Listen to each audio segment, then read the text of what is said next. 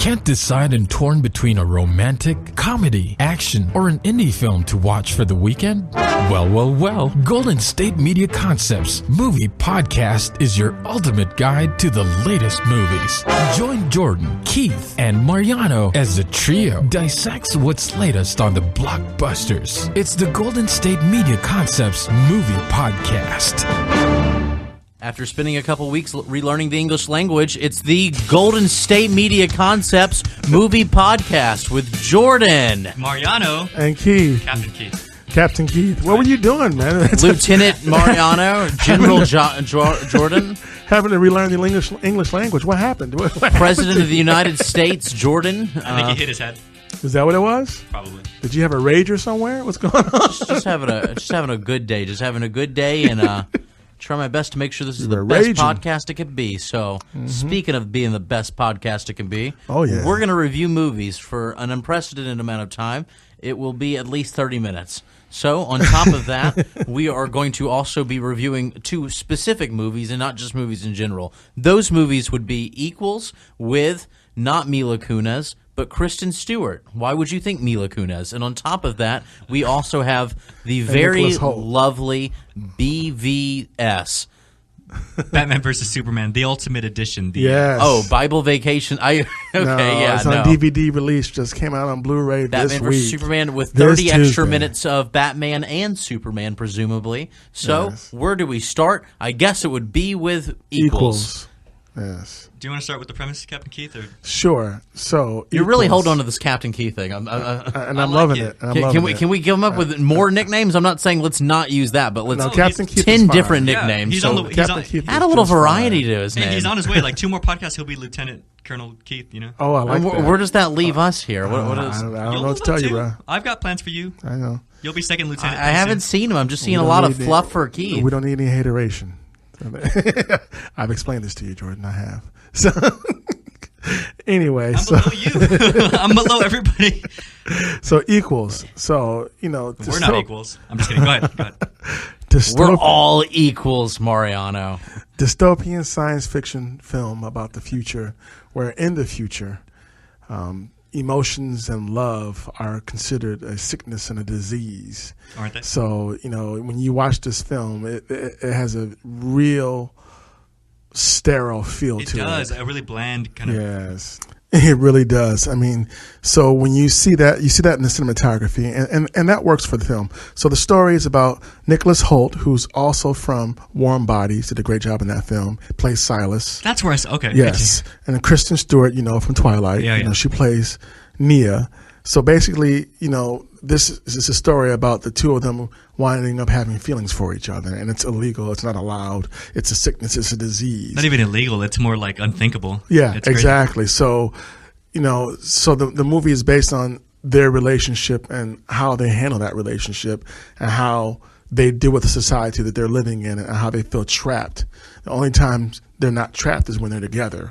Well, when they're like hidden, when they're alone. Exactly. Together, right. Thank you. Exactly. Right. So that's what's going on. I mean, it's got a great supporting cast. It's good to see Guy Pearce again. He's a great actor. So it was good to see him. And there is a person. She plays Bess. I like her a lot. She is also, Jackie Weaver. She's also on Blunt Talk with Patrick Stewart. So I mean, she's a supporting character. I mean, so these are their allies in this film.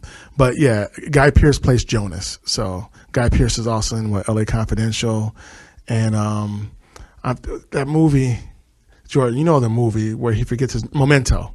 Yeah. Memento. Yeah. Yeah. That's his claim to fame as well. So the cast was good in that regard, but so that's what the movie's about. That's the premise. A dystopian, cold-hearted future where, emotions and love are sickness and a disease, and they're unthinkable. You shouldn't have it at all. So, and it's directed by Drake Doremus. I was like, what? Yes. Yeah, that's his name. And he also directed a film called Breathe In, a miniseries called The Beauty Inside. He did Like Crazy, a film called Douchebag, which I need to check out, Spooner, and a movie short called The Shirt. So he's done a few things here and there. Yeah, a douchebag though. I need to see what's going on with that. But so yeah, that's the premise. That's what's going on with Equals. And fellas, you know what? That was a terrible movie. Yeah, it was boring. I was telling Jordan last night. It took me about 3 days to watch this movie. Ouch. Yeah, because that's bad. Yeah. Okay, but let me be fair. The actors were good. Right. It's not Kristen Stewart. I'm sorry, what was the main actor's name one more time, please? So it's Nicholas Hoult. Right, who plays Silas. Yes. They were fine. Yeah. I understand. They actually had chemistry. Yeah, they actually did. And it's weird, like in a cool way, they're supposed to be bland, so I get that. But even whilst being bland, they still have chemistry. And they did a really good job being passive-aggressive when people, when they had problems with each other. Yes. Because they like the bland aggressiveness, I felt it still. Yes. But the movie itself was just too boring. Not because of them, but just... It was just not enough for me. Like the apartment was super cool, the way it shifts around. Yes. But I watched the first day I tried. I watched the first 40 minutes. I got bored. I started Batman vs Superman, and then I started again. I got from 40 to 120, got bored, and then I finished the movie. It's too slow. The way I was phrasing it was, it's like The Island, but The Island was better. Okay. I think that it's one of those very generic sci-fi movies where, for some reason, in every dystopian like sci-fi where we fixed like everything, world hunger, this, that, and everything's perfect, we like eliminate something like love, or we eliminate like sex or emotions or anything that people enjoy. So they're like, but that's not a utopian, and it's very like weird that for some reason everyone just thinks let's just not have any more emotions.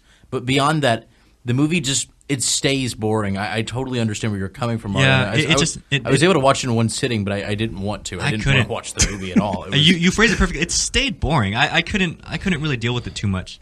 And beyond that, it's that cool thing where a sci-fi dystopian, it'll introduce like a piece of technology like the apartment where it's like, oh, that's neat. But the movie doesn't follow up on things like that. Yeah. It follows up on things that are like, they're not relatable enough. They're not relatable. It's kind of like you're listening to a hippie protest song about what's going to happen in 20 years from 1970 whenever the government's brains have all, captured people. Like it's something that's so outlandish, and they're trying to make a point that's just so off the mark that it's impossible to relate to the point they're trying to make. But can I be clear? And it just makes for an unrelatable, dumb sci-fi. Can I just be clear, and then we'll let Captain keep it? I understand it's supposed to be bland. But The Island was supposed to be bland and very like clinical for me was the word, like scrub clean of sanitary. Exactly. But it was too boring. The Island had just enough while they were in the island to stay interesting, but then they got out of the island, and they had to fend for themselves, and that was interesting. The actors did a great job, but it was too much of it for me.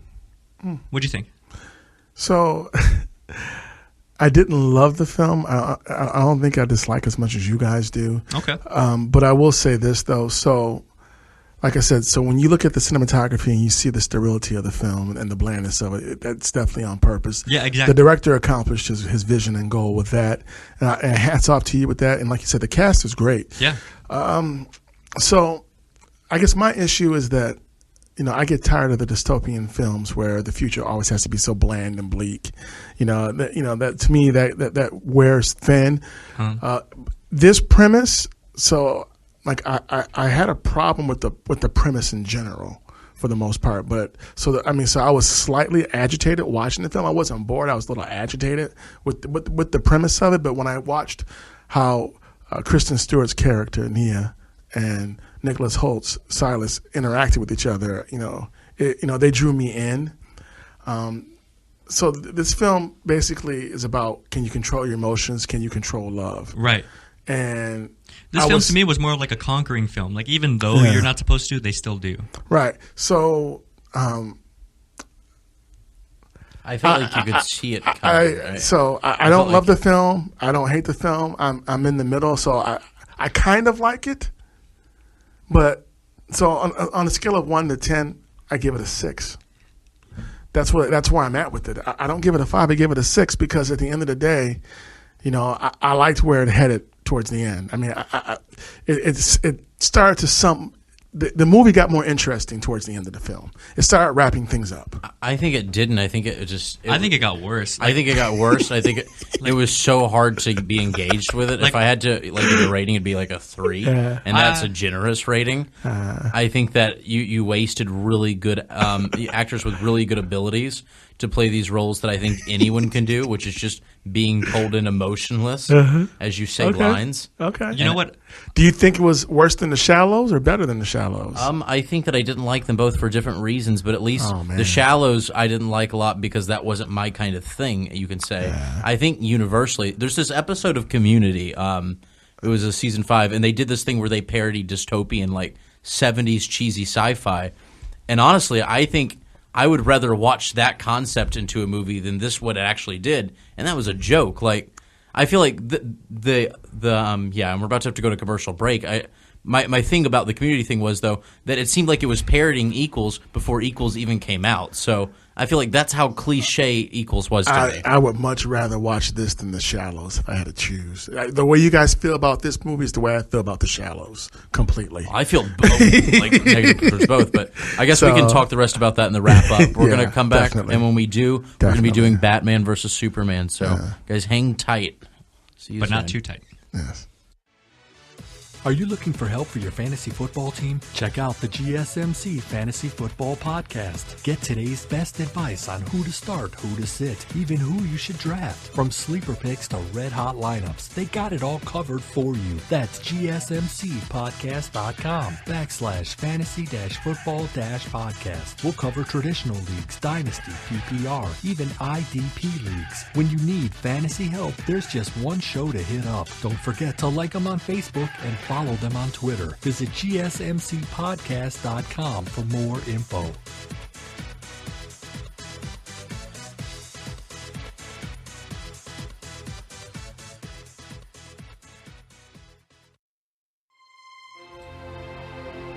Hey, welcome back. This is Keith, and you're listening to Golden State Media Concepts Movie Podcast. This is who? Captain Keith there you go. With Mariano. Jordan and Mariano. And we were just talking about Equals, and now we're about to talk about the new DVD release of Batman vs. Superman. The Ultimate Dawn Edition. of Justice Ultimate Edition. There you go. That's what's up. Yep. Yes. So this just came out this past Tuesday. This version of the movie, this DVD Ultimate Edition, has an additional 30 minutes added to the film that was not in the theatrical release.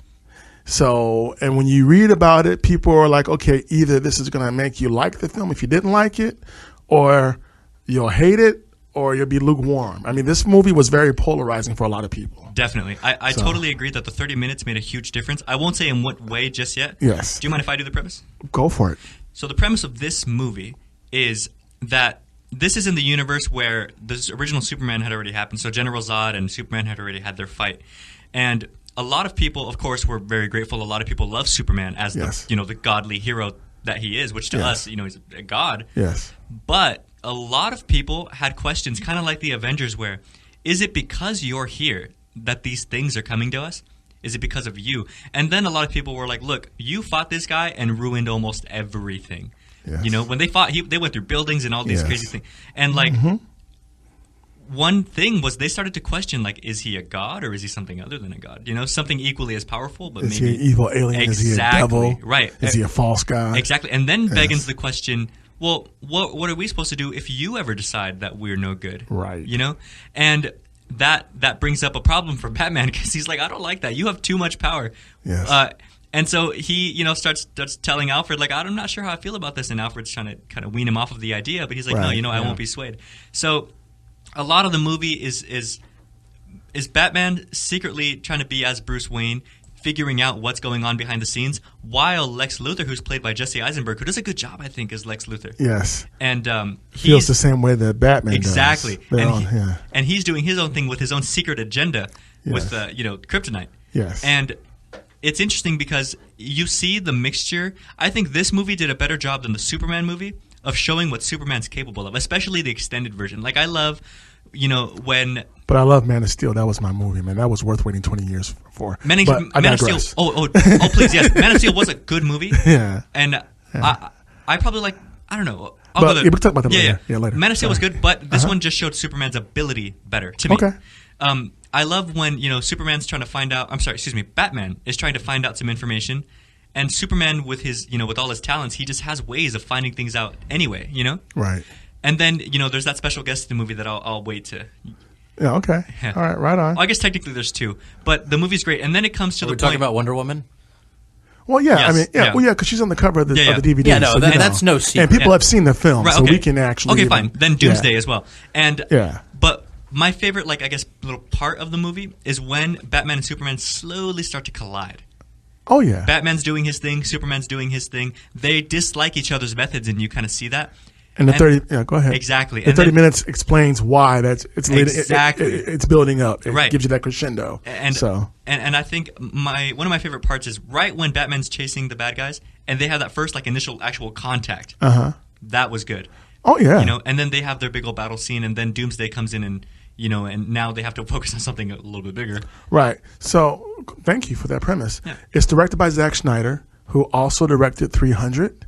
He directed Man of Steel, Sucker Punch, Watchmen, Dawn of the Dead. So Zack's been doing his thing. Do you notice that a lot of his movies have that like kind of gray color overtone?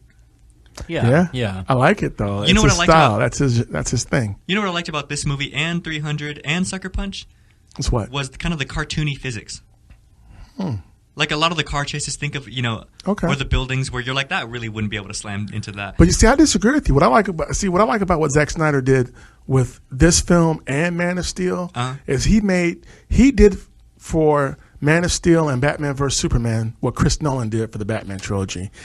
Chris Nolan made the Batman trilogy actually seem like it could happen Like in real plausible. life. I agree, but he and made it Zack so much Snyder did the more same plausible. thing with Man of Steel and Batman vs Superman. That seemed like it could be real because if we had a Superman in America right now, those issues you spoke about in the premise would apply. You know, like, okay, yeah, we like what you did, but you got too much power and you destroyed these things. You should be held responsible. We would be talking like that. Oh, you're totally right. I'm just talking. I'm strictly talking in terms of physics.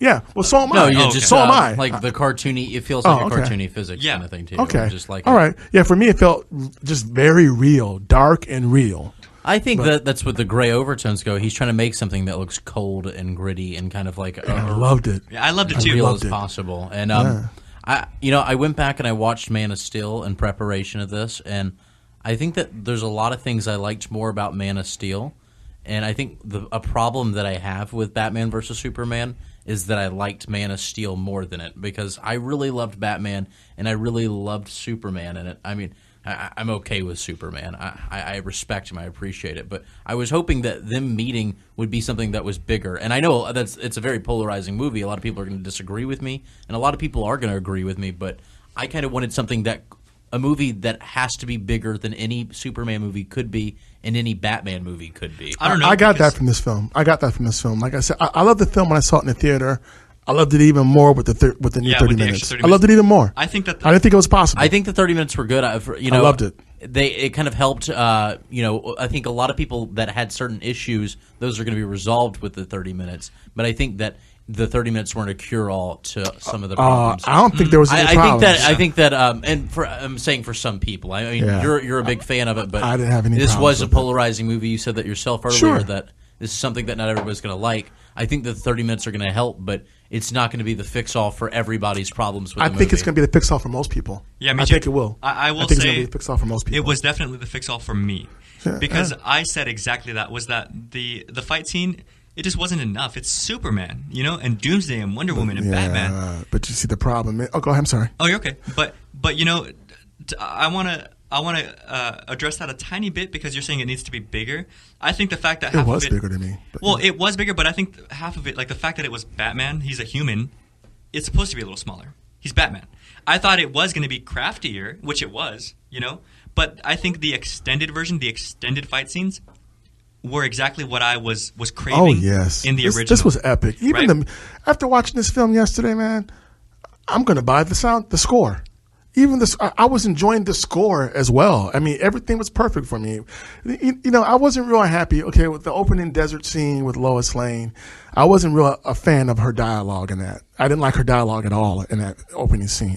I agree. Not even in the theatrical release. I didn't like that. I didn't care for her at that part. She was unlikable to me in that part of the movie. Okay. I liked her in the rest of the film, but that part I didn't care for. I think I agree with you. I think Lois Lane was like a snowball that was continually being more, someone that credible as a character and also more likable throughout. And Yeah. kind of going back on the movie, I think that she kind of continued to prove herself as somebody that was that Yeah. held her own, that wasn't just the constant damsel in distress. Right. And see, the thing about this film, they call it Dawn of Justice. They could have called it Dawn of Justice League, but that would have been giving away too much to people. So, because that's what this really is. I mean, because what people need to understand, and for those who haven't read the comic book, okay, so these two men are defined by their families. Jonathan and Martha Kent are the reason why Superman's such a good guy. Right. The death of Mr. and Mrs. Wayne. are the reason why Batman is driven to fight crime. Yes. So their parents are their Achilles heel. So Bruce Wayne was taught to only trust Alfred for the most part. Clark Kent was taught on a farm in Kansas to be a good, hardworking, honest, trustworthy person, and give people the benefit of the doubt. Bruce Wayne wasn't taught to give no, but you have to earn that from him. I love that. Can I articulate that? Yes. Bruce Wayne was raised in a billion-dollar business world where it's you're calculated. There's no such thing as like love favors. Yes. Superman. Yes. Clark Kent was raised to believe in people and ideals and to stand up for what you know. Yes. And I think they can both afford that, because while Superman's style is this brute strength, you have Batman, who everything is very strategic, from the gadgets that he uses serving a the world's greatest detective. Exactly. Yeah. They're these personality types that go beyond their fighting styles, but they're very interconnected.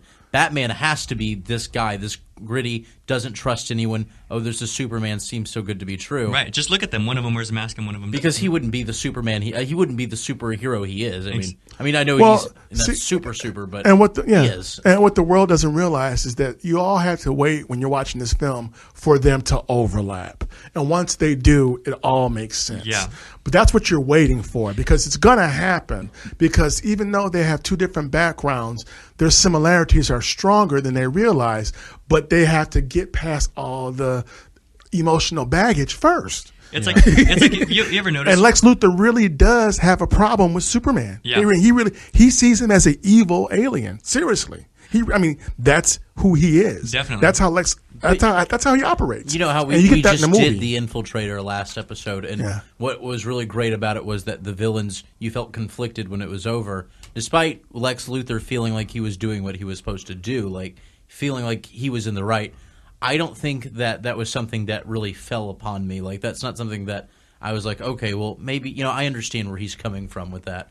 Now, but I enjoyed his darkness. I enjoyed watching that character. I feel like they were trying to create this character that you kind of wanted to have some sympathy for and some kind of understanding, knowing that he's trying to come from this good place, but really he was just kind of being an unlikable villain to me. I liked him. I thought he was brilliant. I thought he was a brilliant lunatic. But as far as brilliant lunatic, there's no way you're going to root for him in any way, and it felt like that's something that they were trying to do. I did, because you have to understand that the idea. Like, agree and disagree is one thing, but just understand he was doing what he thought needed to be done, and that makes him hard to be unlikable. Yes. Well, yeah, and I love what he said about the lie about the heroes don't come from the sky. Exactly. The devils do. Yeah. And the whole thing with the painting, I loved all of that. That was a fun scene. And I loved Wonder Woman in it too. She was amazing. Gal Gadot, she was amazing. I can't wait for her movie comes out next year. I'm excited about that. We were waiting for a long time. One thing I was looking for forward her. For she the was extra awesome 30 minutes was for more Wonder Woman. That was one thing that I was looking forward to with the director's cut. There was a little more. There's a little more. There was more, and with the fight scene, I was happy. She was so good in the fight scene. She almost stole the show from them guys. I know. She was great. Yeah, Gal Gadot was a star, so we're excited. I can't wait to see her Wonder Woman film next year. Yeah, you guys. Next year, you're going to get Wonder Woman and Justice League. Yeah. So, as of 2016, DC is now ready to give you 2 movies a year, because we got Suicide Squad next month. So, stay tuned for that. But I'm so looking forward to that. That's okay. But we have a break. We'll talk some more. The Love Fest. Over, but we will see you guys very soon, and we'll do our wrap up of the 2 movies. Yes. So please hang in there. Yes, right on. Tired of searching the vast jungle of podcasts? Now listen close and hear this out. There's a podcast network that covers just about everything that you've been searching. Hey! The Golden State Media Concepts Podcast Network is here. Nothing less than a podcast bliss with endless hours of podcast coverage. From news, sports, music, fashion, cooking, entertainment, fantasy, football, and so much more. So stop lurking around and go straight out to the Golden State Media Concepts Podcast Network. Guaranteed to fill that podcast itch. Whatever it may be. Visit us at www.gsmcpodcast.com. Follow us on Facebook and Twitter, and download us on iTunes, SoundCloud, and Google Play.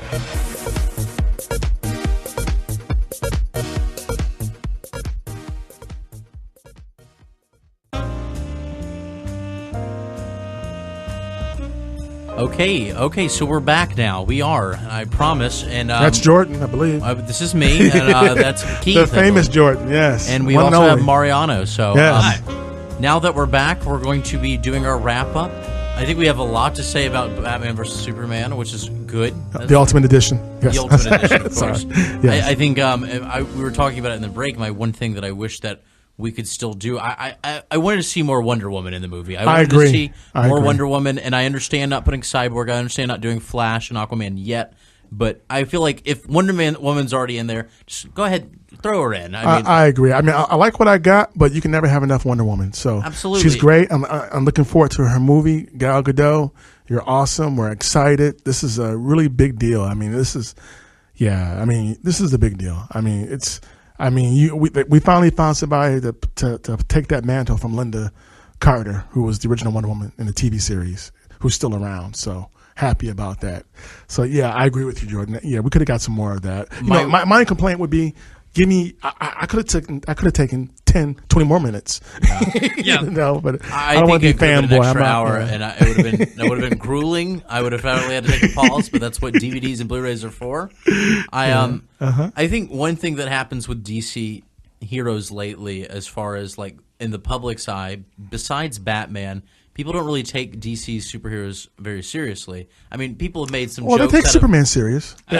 Superman and Batman and Wonder Woman are actually they're the three iconic people in the DC universe that everyone recognizes. I hear, and within the DC universe, but I think as Marvel's kind of popularity explosion came across, I see a lot more people making jokes about like how Wonder Woman's big thing is, a rope, or how Aquaman's thing is talking to fish, or Superman's pretty much God except for a rock. But I think what this movie did a good job with doing with the movie, I think what the movie did a good job, and what a lot of people are seeing, and that's why I wanted more Wonder Woman, is that it's kind of restoring respect to DC superheroes. They're kind of catching up, and now they're kind of getting more than just Batman's respect. I mean, Wonder Woman looked amazing in the movie, and I know for a fact a lot of people were kind of expecting something that was going to be below average because they know nothing about Wonder Woman other than the fact that she's a woman in tights and with a rope. But this movie showed how cool, she's a mighty, smart, wise Amazon who's kind of timeless, actually.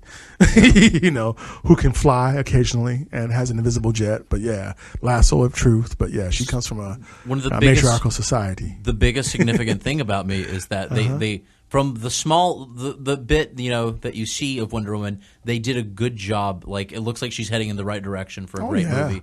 So I'm excited to see things like Aquaman, who's everyone. He's the biggest joke of super. Can we agree with that? People for a lot of people, he never was for me. He never was for me. Well, I always you have a lot of respect for DC heroes and just like superheroes but he never was. In general. But Jason Momoa, who plays Aquaman, looks even more mean than Batman and Superman. So I'm excited to see his portrayal of Aquaman because he looked rough. His name is Arthur Curry, right? Yes. But beyond our personal opinions, just kind of generally. I'm talking about the movie. Aquaman doesn't really merit a lot of respect. Well, but I'm excited to see what they do. He does lately, like I said. See, because once again, you're speaking from someone who doesn't really read comic books. So within the last few years, actually, he does. So, but in the past, there were people who would make jokes about him, who had puns about him. But his writing has been really good for a little while now. Yeah. So that's why you're going to see him in Justice League, and you're going to see him with his own movie, because now people are appreciating who he really is, because you never got a chance to always see that. There is a language barrier beyond people that read comics and the people that will watch the comics and in the movies. So it's. While I guess his reputation is kind of restored in the comics world, I'm excited because it looks like it's just kind of going to be restored in general, like where people aren't going to have a negative connotation with Aquaman, because the big majority of people that watch these movies, they're still not people that read comics, which goes to say a lot about how great these movies are. Sure. But I think that's what's going to be really exciting, is that it is changing the opinion, a general opinion that we've had for years about these things. Well, DC's biggest problem in the past has been that they could never get past Batman and Superman. And now they're getting past Batman and Superman, but they had to use Batman and Superman for that vehicle to even happen. Do what works, yeah. So, because people need to understand, the Justice League was actually created before the Avengers. The Avengers was inspired by the Justice League, but this Justice League movie, of course, is coming after the Avengers movie. So, we've been, comic book fans have been waiting for that movie for decades. Yeah. Like when the Avengers came out and it was so huge because people have been waiting decades for that film to happen. There used to be a time when Marvel was not good with movies at all, where they were on television and DC was in the movies with Superman and Batman. Those roles switched within the past 10 years. Now DC's taking over television with, when they had Smallville, now they got Arrow, they got The Flash, they got Gotham, they got Supergirl. So that's all on television. Whereas back in the 80s, Marvel had The Incredible Hulk. I don't think it's necessarily a flip. I know what you're talking about. I think there's a rise in DC versus Marvel. But as far as quality superhero movies, there's this big pickup. I mean, you still got. But I'm telling you, there is a flip. I'm giving you the history. I'm giving you the actual history. There is a flip. Marvel couldn't make a movie to save their life until Spider-Man happened. That's what I'm telling you. That's what happened. So there was a Fantastic Four film that you'll never see. That's bottled. That was so bad. So I know about that. A lot of this is. I think all of the Fantastic Four movies that came out. Well, but Marvel was smart and pioneering. They said, okay, we're gonna just throw it all out there and see what sticks, and it's all been working. So they have forced DC to up their game. You're right about that. You know what I liked was that I like that Marvel, and I hope DC takes this same kind of thing where a character that isn't enough for their own movie, I'm glad that they throw them in other movies. Like Black Panther came out with, Civil War, but he's getting his own movie, bro. Oh no, but he's good. I'm just using him. I actually really like him, and I think he'd make a good movie. I don't know though if Aquaman would make a good own movie, but if it's Wonder Woman, I like Aquaman. You gotta look at Jason Momoa again, bro. You gotta look at that guy. Look at what you saw in that film. I'll look, but I'm not part of the I'm not part of the Arthur Curry hater club. But I think in general, when they throw two people in who maybe would make two okay movies but one great movie, they did that, and that's smart. I like that. Well, yeah, they use that vehicle to spring off. What's is it Black Hawk in Marvel? Black Hawk, the guy who with the metal Falcon. Wings. Falcon. Huh? Yeah, the Falcon. Yeah. Who's actually the new Captain America in the comic book? Actually. Oh, really? Yeah, Steve Rogers retired at one point. Yeah. You see what I'm saying though? Yeah. They added him good, or when they added Rhodey, War Machine. Yes. Yeah. Those were great additives to the movies. Sure. Definitely. But yeah, this is I enjoyed this film. On a scale of 1 to 10, I give it a 10. I give it an 11. So. I do. I give it a. I give it a 8. No, 8.5. I'd give it an 8. I think 8 sounds good to me. 8 sounds fine. You know what? I'm gonna go back on it. I'll give it a 9. Okay. Only because, like I said, I wasn't happy with the opening dialogue with Lois Lane. That desert scene. I didn't care for.